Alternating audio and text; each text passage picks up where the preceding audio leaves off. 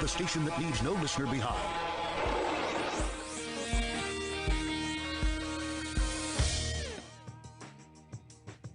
Welcome to the Cowboy Entrepreneur Show, created and hosted by Scott Knudsen, to explore the crossroads of horses and business. Now here's your host, Scott Knudsen. Hello and welcome to the Cowboy Entrepreneur Show. I'm your host, Scott Knudsen. Thank you so much for joining us today. Whether you're watching our podcast on one of our many platforms or listening to us on the radio on KCAA, our NBC affiliate out in California, we want to thank you and thank you for supporting our show. Today we have a very special guest. Dr. Michael Johnson's on the show. He has a PhD in psychology, but he never really took it seriously. He's a lifelong roper. He did take it seriously. He was a university professor. He's an author of 10 books. He's written over 200 magazine articles and given over 600 speeches. That's a bunch. His book, I want to show you, Healing Shine, a spiritual assignment right here. It's phenomenal. And thank you so much, Mike, for sending this to us. And he was a winner of the prestigious Western Writers Award, the Spur Award. And the Spur Award is something, I'll tell you what, you get judged by your company. And Larry McMurtry from Lonesome Dove won the award. Michael Blank of Dancing with Wolves won the award. And Dr. Michael Johnson won the award. So thank you so much for being on our show. Thank you, Scott. Oh, man. So I don't even know where to start. You've done so many great things. So just, I guess, tell us about your background. How did you get involved in the horse world? Well, my family made me do it. My dad and uncles were calf ropers, steer wrestlers, trained their own horses. They weren't mean men. They did not hit horses, but they had rules. And it's the same rules that we all grew up with. You know, we don't let the horse win. We show him who's boss. You don't ask, you tell, and use whatever force is necessary. And I lapped it all up. I learned every single thing they had to offer. And that would be my problem later on. Right. Yes, sir. Well, you said at one time, how do you elicit high cooperation without using force? Yeah. Is that kind of where that came from? Yeah, that's where it came from. But it took so many years, I'm embarrassed that it took that long. I mean, just think about it. I was 45 years old. I'd roped all my life, been around really good ropers. And then I met two men, and they were on the order of Hunt and Dorrance. They were not those people, but they were like them, who said words to me that I'd never heard. For example, if your horse is late coming out of the box to hit a steer, you need to pop him on the butt because he made you late. Or if he's ducking left, you get a stronger bit. Well, these two men said maybe the reason he came out late was because you didn't cue him soon enough. Maybe the reason he's ducking left is that you've roped 500 steers and went left every time. And he's just anticipating what you want, trying to help you. Yeah. In other words, they said something I had never heard. We caused the difficulties, not the horse. Right. That's a very hard thing to grasp. It's a hard truth, isn't it? Huh? It's a hard truth, isn't it? It's a hard truth. Oh. Well, it's really hard to admit because if you're an expert, it's hard for you to admit that you don't really know very much at all. Right. Yeah. But that's what helped me so much, was to take responsibility for my horse's behavior, the good and the bad. Right. I love that, man. I love that so much. And, you know, they always are teaching. Every day they teach you something new. But I love what you said. You know, if you're good at something and you've been doing it that way for so long, and all of a sudden you're like, maybe it's my fault that's not working. That's a hard admit. Yeah. And then the next thing we say is, nah, that couldn't be. Yeah. Maybe the horse is late because you're a little slow coming out. No, that wouldn't be the problem. It's a little too deep of sand or something. You know, it's a sorry steer. It's not me. Yeah. Well, we sort of get in this trap. We all learned how to ride on Grandpa's farm on old Fluff, the old gray mare that would do anything we wanted. Sure. So we sort of grow up thinking, well, I'm not an expert, but I know a lot about it because Fluff would do anything I wanted. We forget that Fluff had been ridden thousands of hours and she wasn't going to hurt a kid, or our grandparents wouldn't have put us on Fluff. And we just kind of start thinking we know quite a bit about it. And then a horse comes along, like in my case, and taught me, well, nobody told him how smart I was. That's the problem. Oh, Yeah. they'll humble you quick if you let them. So with your academic background, so you must have been a great student. Is that correct? Hardly my friend. When I was 18, I had achieved the rank of rodeo bum, and I wasn't a very good one either. I had been to college, and I would get on the rodeo team roping and not go back to class because I had to practice. And using that strategy, I was able to put together 13 Fs. And I think that's still a record somewhere. I don't know. But I rodeoed a couple of years. We won't even go into how bad that was. And realized that I wasn't going to eat every day if I didn't get back in school. I taught my way back in. That took some doing, brother. And something happened. Something wonderful. Those professors got me. They reached me. They caused me to care and try. And it was grace. And I'm not a preacher. I'm just a Methodist. But it was just a kind of a miracle. I graduated with a bachelor's and master's and doctorate. And next thing you know, I'm a school teacher. I'm a professor. And I had those kids on the front that made 104 on everything. You just get out of their way, they're going to be fine. And then I had those kids at the back that began to haunt me, because every time I looked back there, all I could see was me. They had ability, they could do well in school. And then it hit me. Well, how did they reach you? How did they get you to care and try? And I'm not telling you I won the Nobel Prize. I mean, I didn't go to jail. That's what I mean. That's an accomplishment right there. Yeah. And so that really began to haunt me and would later become my life's work, my 24/7 passion. How is it that you reach people? How do you get the horse and the dog to do something for you? And how do you do it without force? Because you and I know people, yes, that can just hold you spellbound. It looks magical.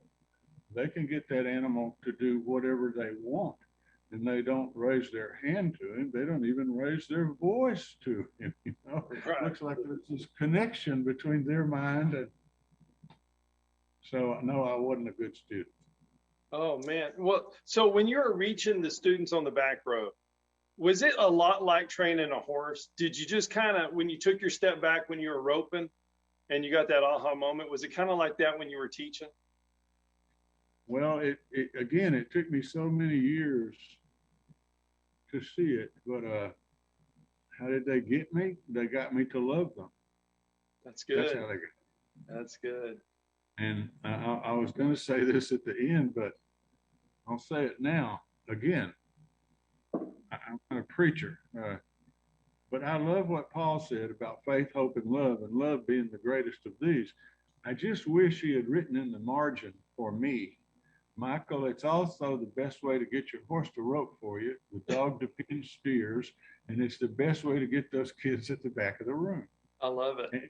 And it doesn't mean you let the horse go back to the barn or the dog go to the pool. As a matter of fact, the people that help us so much probably work us harder than anybody else. Absolutely.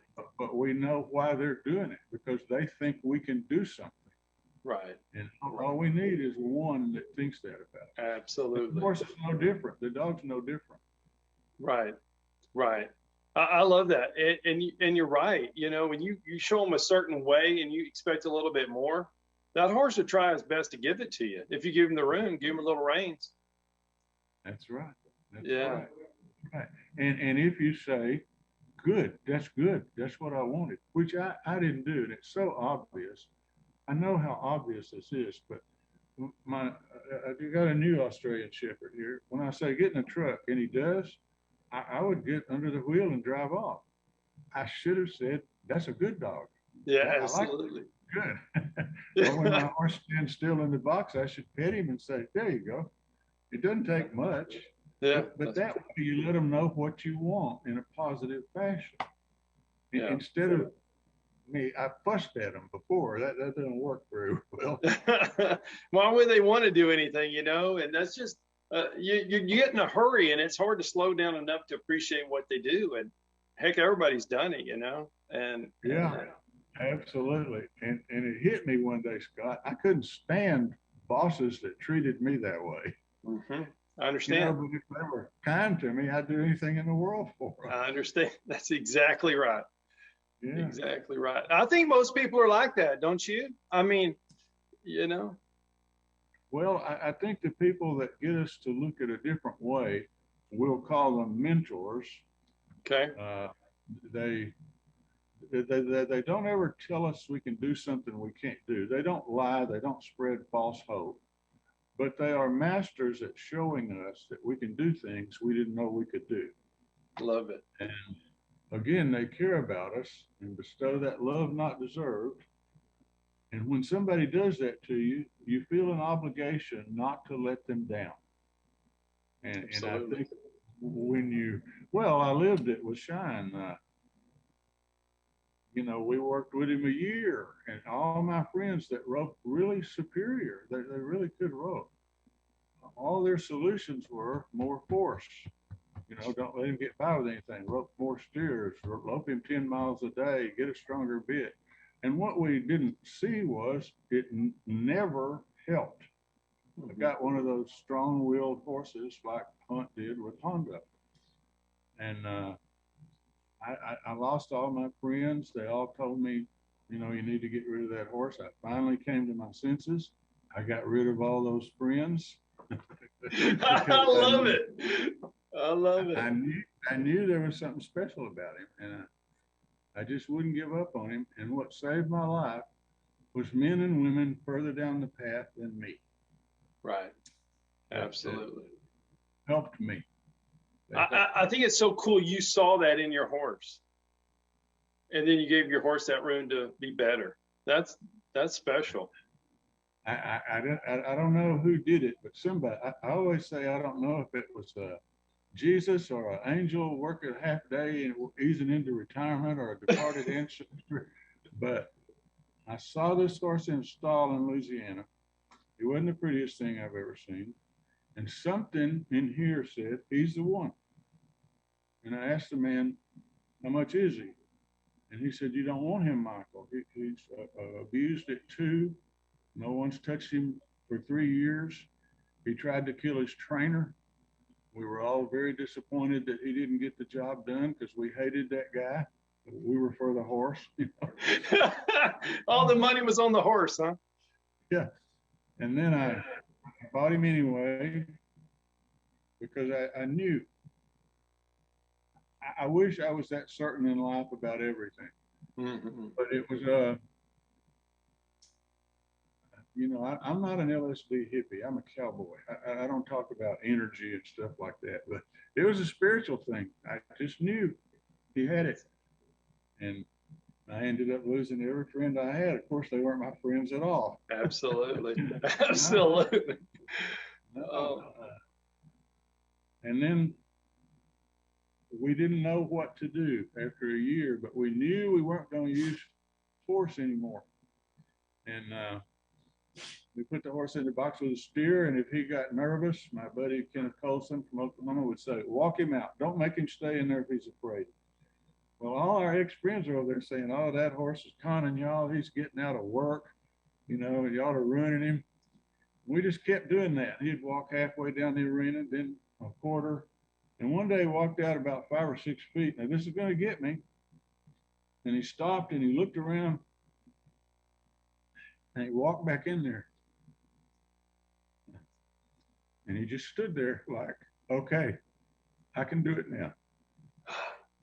And Kenneth and I knew that horse appreciated us letting him get used to that. And that's when the lights started coming in. We kept doing that. Anything he was afraid of, like Hunt said, take him away from it. Don't make him be afraid. Yeah. And so that's what we kept doing. And he kept getting better. We got rid of little fast steers. We got little jerseys that just trotted and lick you to death is all they could do. It got better and better. And my wife would say one day when he leaves the box, you can't breathe. I said, why? She said, because he takes your breath away. And the ground where he runs is not disturbed because after all, he doesn't touch it much. Oh my goodness. Beautiful. I take no credit for his rehab except one thing. I always believed in him. That's everything. All we need is one person. That's it. Any animal or any person, man, that's beautiful. I'm so glad you shared that because it touched me too, and it's so true. You know, you see just that one horse standing in the stall by himself, or that one person by himself, and it just takes someone like you. Hey, let me insert this. My friend, the mayor here, years ago, he was asked in Commerce, Texas, Wyman Williams is his name. He was asked to be a mentor at the school, and he said, "What do I have to do?" And they said, "Well, come by and talk to a kid a little bit in the library once a week." He said, "Okay, but I only want the kid that everyone agrees is not going to graduate from high school. That's the kid I want." Awesome. Awesome. I love that. I do love too. Because that kid needs it just like the straight A kid. Absolutely. Harder to give it to him because he might not be so likable, but he wants that love. And Wyman's touched so many lives doing that. Kids come back and say, "Without you, I'd have been a mess." Okay, that's enough. But I love that. You know, I love that. It's so important. So Scott will be right back with more. Hi, I'm Scott Knudsen, host of the Cowboy Entrepreneur Show, heard on KCAA Fridays, 3 p.m. Pacific. I'd like to talk to you about something I'm very passionate about. Those that know me know I love my coffee. In the morning, afternoon, and even late in the evening, I enjoy a good cup of coffee almost any time of the day. Now, my team at the Cowboy Entrepreneur Show has been working for several months on creating and introducing our own brand of coffee. We wanted to make sure that we got it just right. We don't want to put our name on anything unless we're 100% certain that it's the best product available, and we've finally done it. We have created a wonderful line of coffees, 13 fantastic flavors offered in whole bean, ground, and K-cups, any way you like to brew your coffee. Now, each of our coffees carries our brand, the very same brand that we put on our horses, our trailers, and our chaps. So you know that this is a quality product. And we only use 100% Arabica beans, the very best beans available. Just listen to some of these wonderful blends and flavors. Jamaican Me Crazy, Honduran San Marcos, Chocolate Cherry Amaretto, Breakfast Blend, and my very favorite, Haley's Blend. A coffee so good, we named it after my daughter. You can order these coffees today by going online to javacowboy.com. That's javacowboy.com. And if you order today, you can get an extra 10% off your final purchase just by entering the promo code COWBOY on checkout. Remember, that's promo code COWBOY for an extra 10% off. Just go to javacowboy.com to order your coffee today. jump on something else that you're so good at besides teaching and riding the horse, books. So would you mind talking a little bit about your writing career, kind of how you started and what you're doing? Well, I started off, I've always written since I was a kid, which is an odd thing for a kid that makes bad grades. But I started writing columns and, I asked 50 people, 51, if they'd carry my column, they all said no, and I won't tell you how they said no. and then a guy named Bronk Fanning, that's a legendary roper, had a magazine at the time, and he let me start. And then I began to write about my horses. And the first 7 books I wrote were really kind of preparation. They were not about horses, but they were like a gift book for teachers.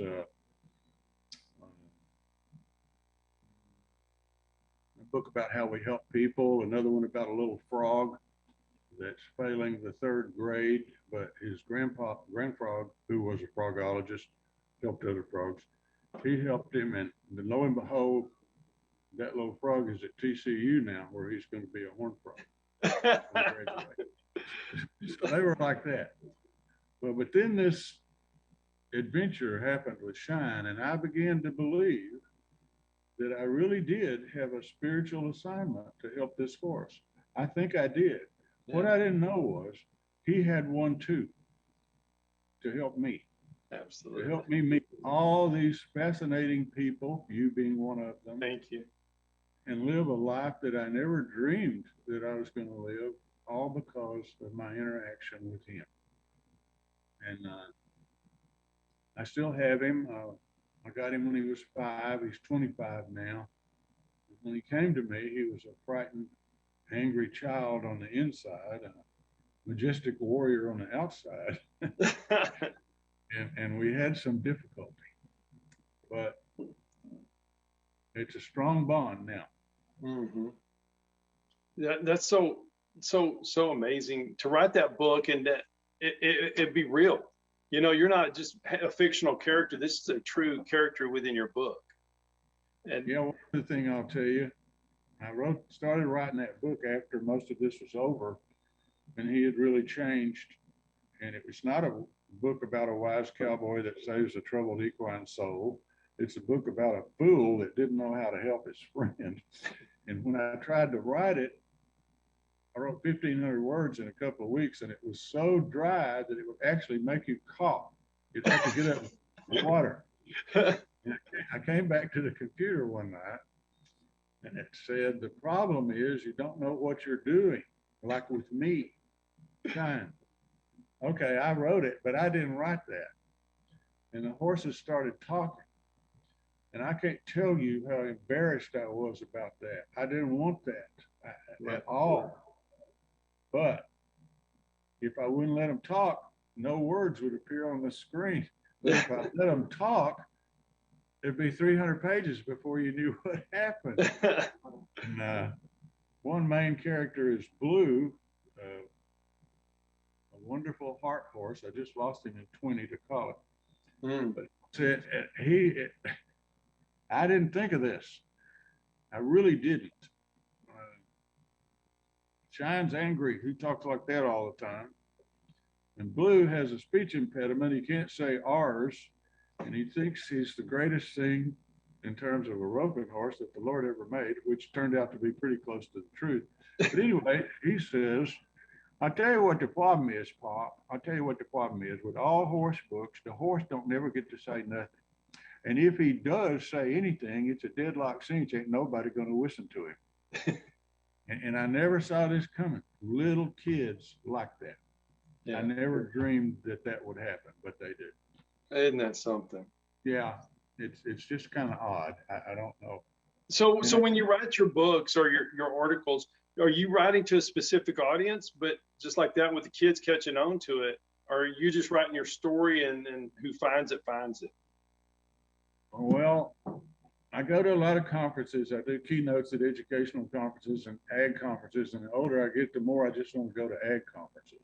Because, I see what they're doing. And I'm real biased toward ag teachers.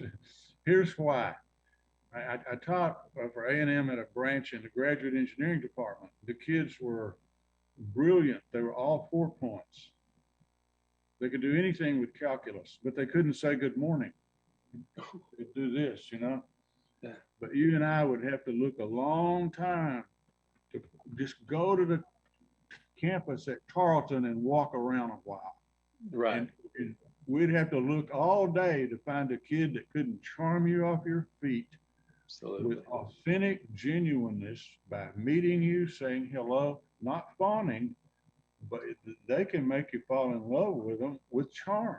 Absolutely. And here at A&M Commerce, it's just incredible. Ag kids know how to act. Right. And the more I do this, the more I want to talk to parents and ag teachers and tell them, bless you for what you're doing. Thank you. Somebody needs to tell them that. Yeah. Absolutely. Yeah. I feel the same way. It's just a special kind of deal, and and you cherish it when you come across someone like that. Being on the Oh, campus when it's full of them, it's great. absolutely. Absolutely. So that's where I sell my books. And now I write my columns mostly for me, and I put them on Facebook and my website and friends. And I have a lot of friends that do that. And I love it. I can't stop doing it.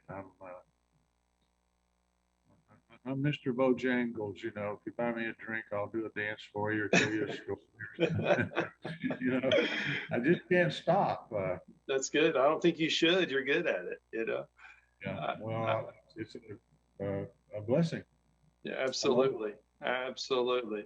So if you could do anything else with horses that maybe you haven't done yet, what would you do? I would really like to go back and redo some things. Okay. You know, like we don't have a long enough show to tell you how many.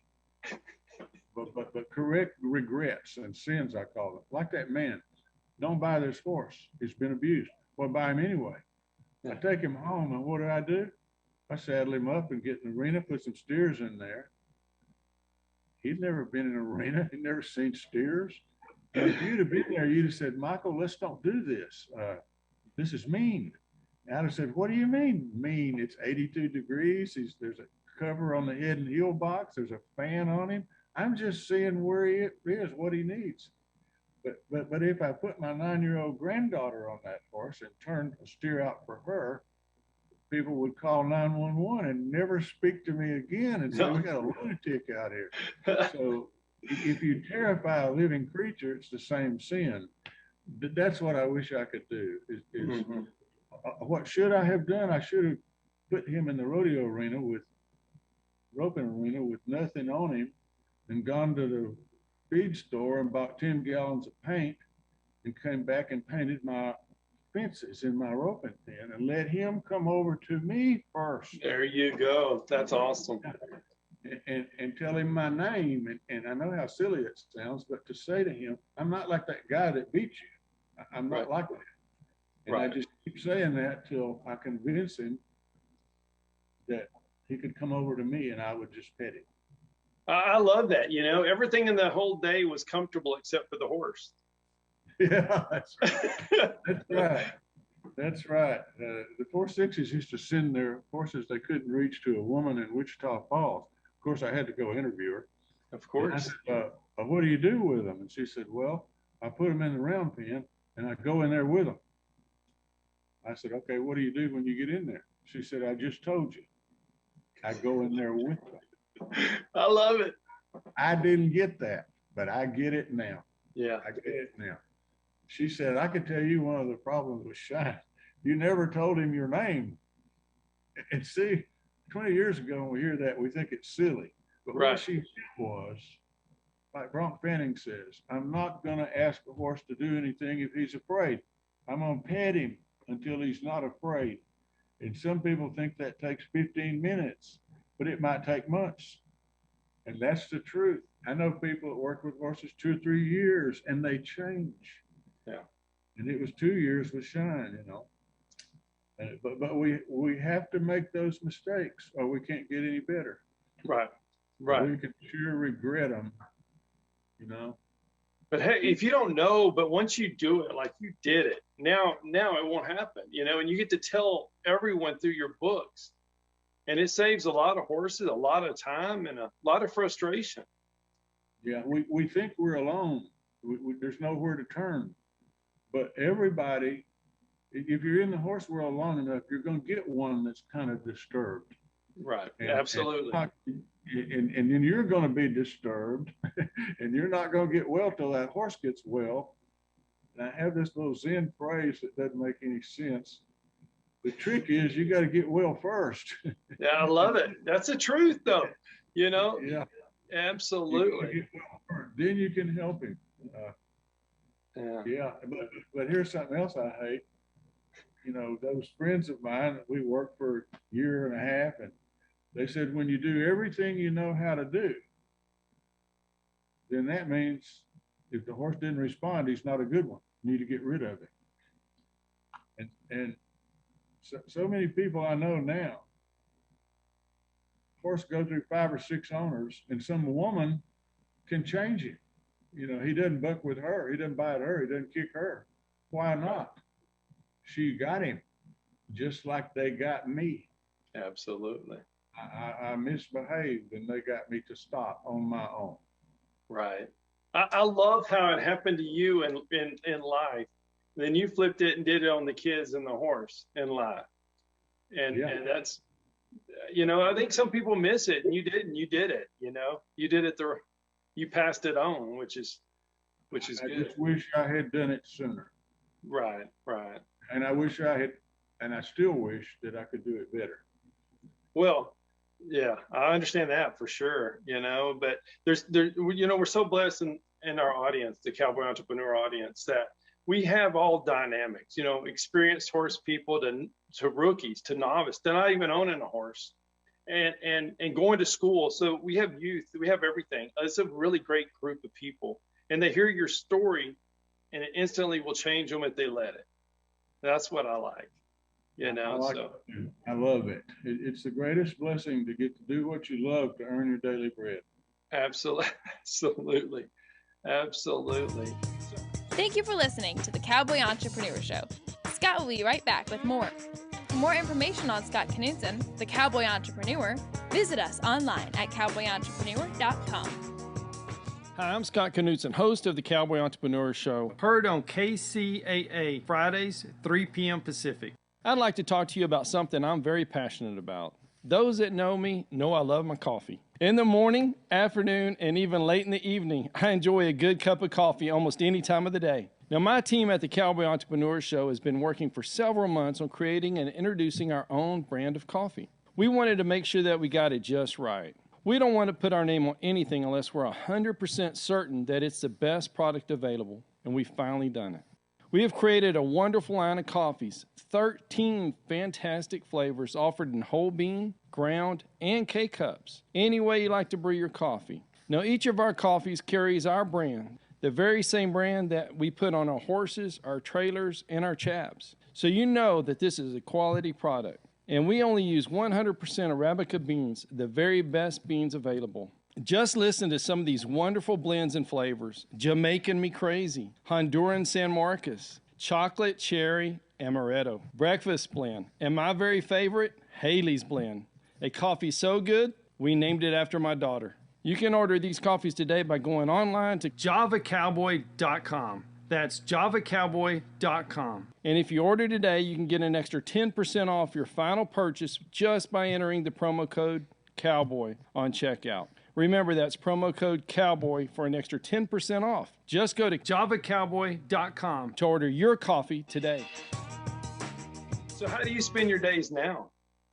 Well, I'll tell you, Scott, I sit on the porch a lot, and I look out there at those horses, and I think about the times we won while conveniently forgetting all the many more times we didn't win anything.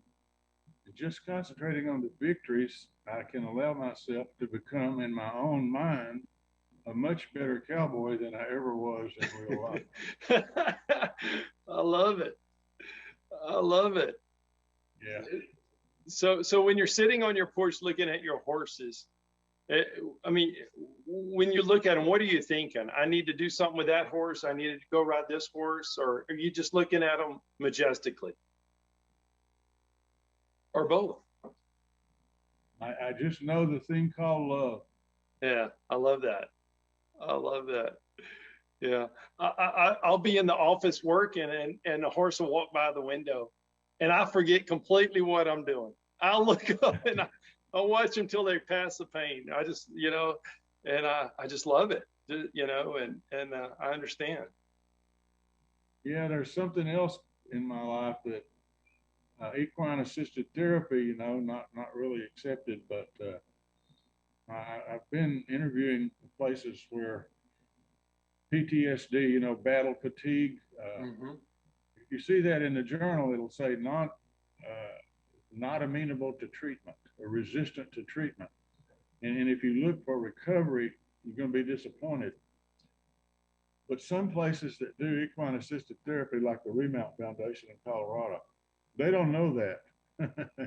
And the things they do for those veterans whose lives are shattered, you just have to hold up your hand when you're hearing the stories and say, stop, stop. I can't stand any more joy. It's just, the horse does something for those people. Yeah, absolutely. It does something that we can't get. It's hard to get anywhere else. Yeah, it's a deep touch, you know. It's a real deep touch, that connection, and it just brings them out. It pulls them out. You know, I was talking to someone. They're used. Sorry. I was just going to say, like an autistic child, about 5, 6, set him on this horse. His parents are standing there, and they said, "This is Charlie," and the little kid says, "Charlie." And the parents just fall apart. It's the first word the kid ever said, and he's 5 or 6 years old. Oh my goodness. What is that? I don't know, but I surely like to see it. I do too. I do too. I do too. I think it's so cool how I know, and I'm glad, like you said, they're not reading the press scripts, but I see them helping people all the time, the horses, and they help them in, you know, the military and autistics and just people that need help. And you see that and you're like, that's real. Yeah, that is the truth. It just makes your hair stand up. And it does. Working dogs do the same thing, and cutting horses do the same thing. You know, you just think, why would that animal do that for us? Yeah. Xenophon, the Greek trainer 3,000 years ago, the king assigned him the task of creating the war horse. Well, he knew that was going to be kind of difficult because horses don't like spears and banners and loud noises. But he writes, you can create the war horse. He will leap on the spears for you. All you have to do is get him to love you. So amazing. That's the truth. Okay, I don't usually talk like this, but you hit my hot button. How's that? Hey, man, I love it. I love it. I have the passion too, and I think a lot of our listeners do. I know they do. So I appreciate it for sure. So what? Go ahead. No, sir. I was going to ask you.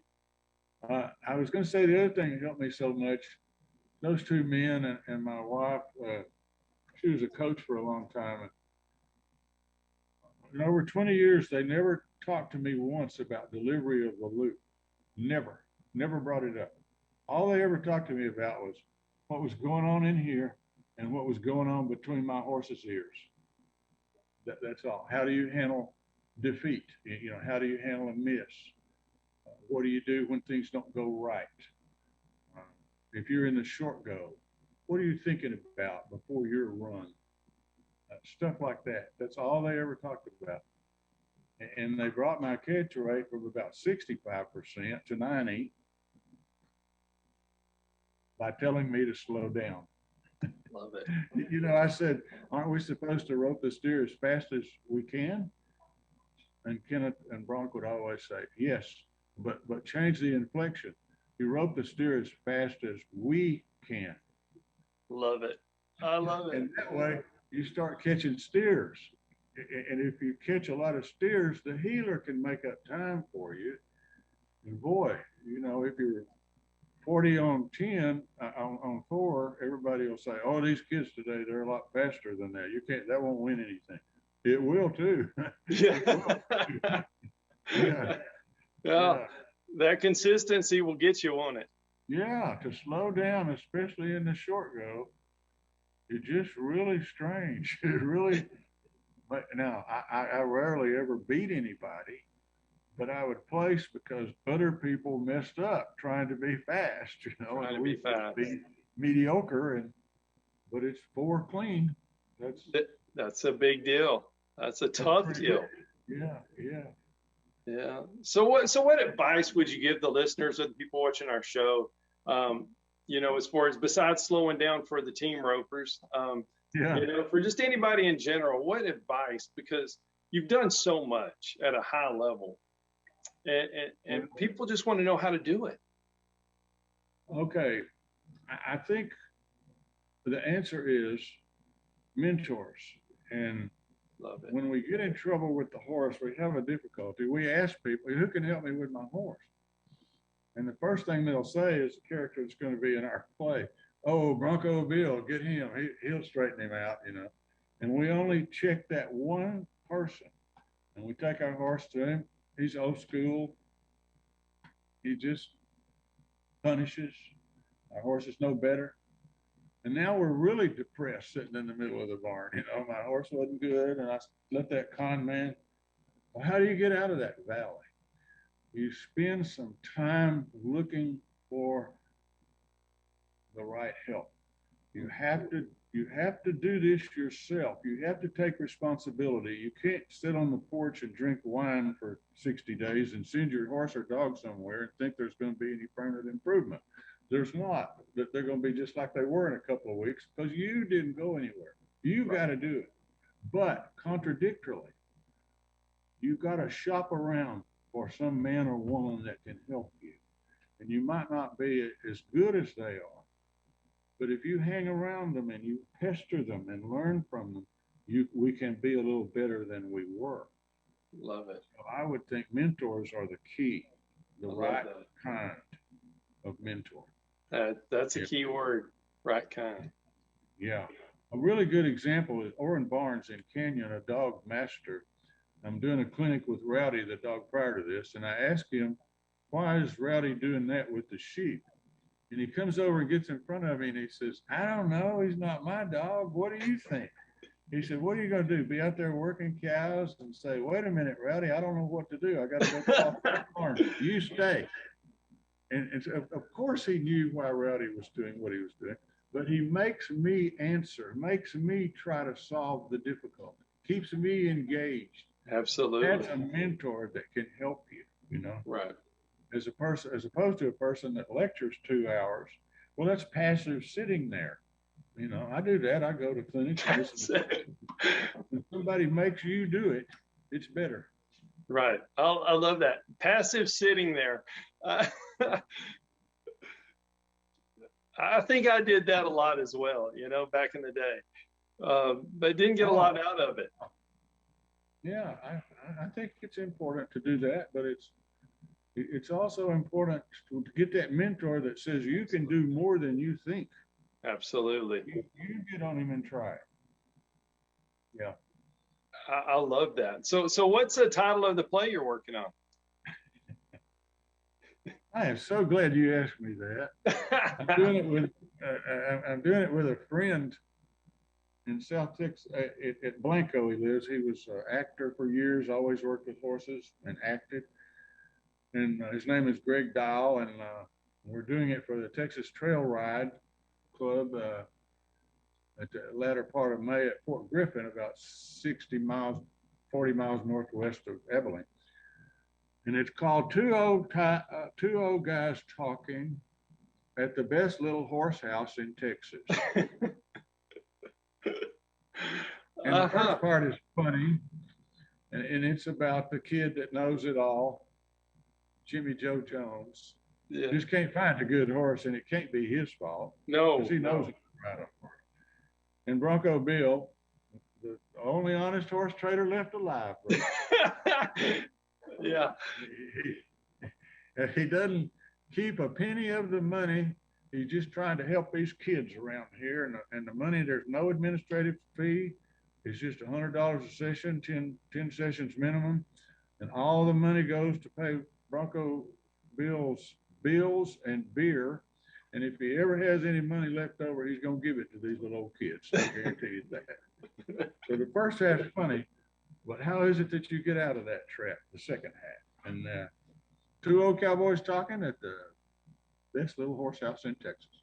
I love it. I love it. So how can people follow you and see and purchase your books and find out about the play if they want to get tickets or if they're going to be in the area?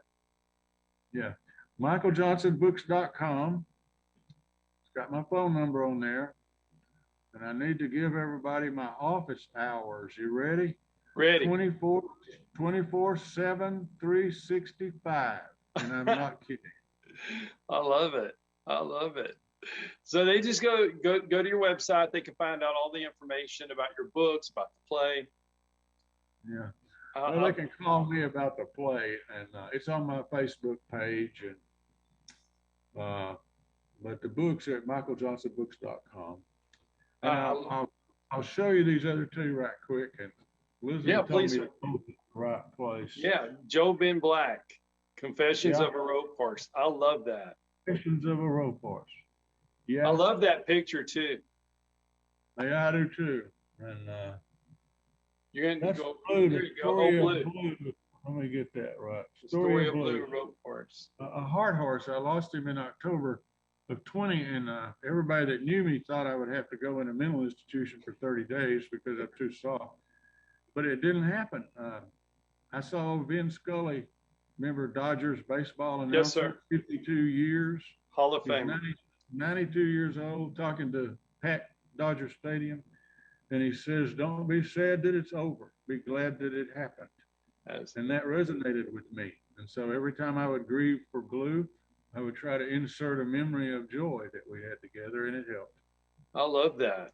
I love that. And we all have absolutely. You know, if you're blessed to have one, you know, you've won. You know, when you have multiple like you've had, that's a cherished thing for sure. That's true. You know, it really is. And I love your quote. And you were talking about horses, cowboys, school teachers, and ranch women, and how they're the very best people in the world. They are.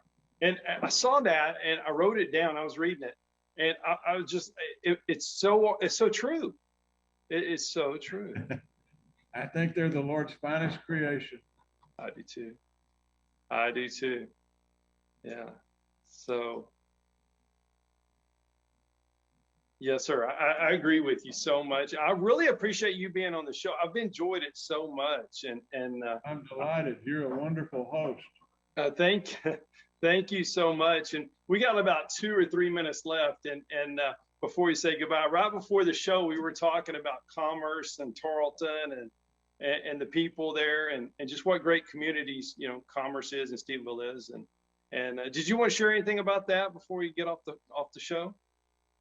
Well, both those places are unlike most places I've been. People form relationships there that last 50 years. Yeah. No friendships, and not just a few, but a lot of them.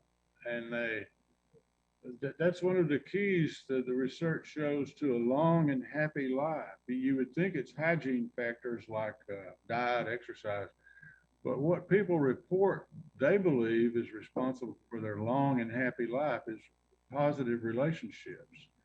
And there's so many at those two universities. Yeah. And of course, that's true of a lot of universities, but I've just been around those two the most. Right. And they just give you hope. Yeah. You know, the kids act. They do. I love it. They get a little hope and a little education and point them in the direction, they'll do it. Absolutely. I love it. Better than we think, which is, by the way, well said about horses and dogs. Right. A little hope and a little education, they'll do more than you think. Absolutely. Yeah. Well, Dr. Johnson, thank you so much for being on the Cowboy Entrepreneur Show. I really enjoyed it. I enjoyed it. I hope we get to talk again. Anytime. Yes, sir. Thank you so much. Yes, sir. Good luck to you. Thank you. Be encouraged in your good works. Yes, sir. Thank you.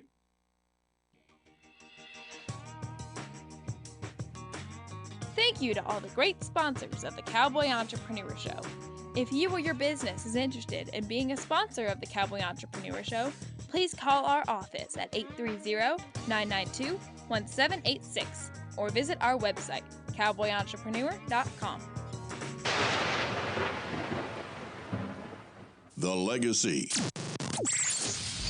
Southern California's KCAA, the #1 talk radio station in the Inland Empire. Those that know me know I love my coffee. In the morning, afternoon, and even late in the evening, I enjoy a good cup of coffee almost any time of the day. Now, my team at the Cowboy Entrepreneur Show has been working for several months on creating and introducing our own brand of coffee. We wanted to make sure that we got it just right. We don't want to put our name on anything unless we're 100% certain that it's the best product available, and we've finally done it. We have created a wonderful line of coffees, 13 fantastic flavors offered in whole bean, ground, and K-Cups. Any way you like to brew your coffee. Now, each of our coffees carries our brand, the very same brand that we put on our horses, our trailers, and our chaps. So you know that this is a quality product. And we only use 100% Arabica beans, the very best beans available. Just listen to some of these wonderful blends and flavors. Jamaican Me Crazy, Honduran San Marcos, Chocolate Cherry Amaretto, Breakfast Blend, and my very favorite, Haley's Blend. A coffee so good, we named it after my daughter. You can order these coffees today by going online to javacowboy.com. That's javacowboy.com. And if you order today, you can get an extra 10% off your final purchase just by entering the promo code COWBOY on checkout. Remember, that's promo code COWBOY for an extra 10% off. Just go to javacowboy.com to order your coffee today. Express 106.5.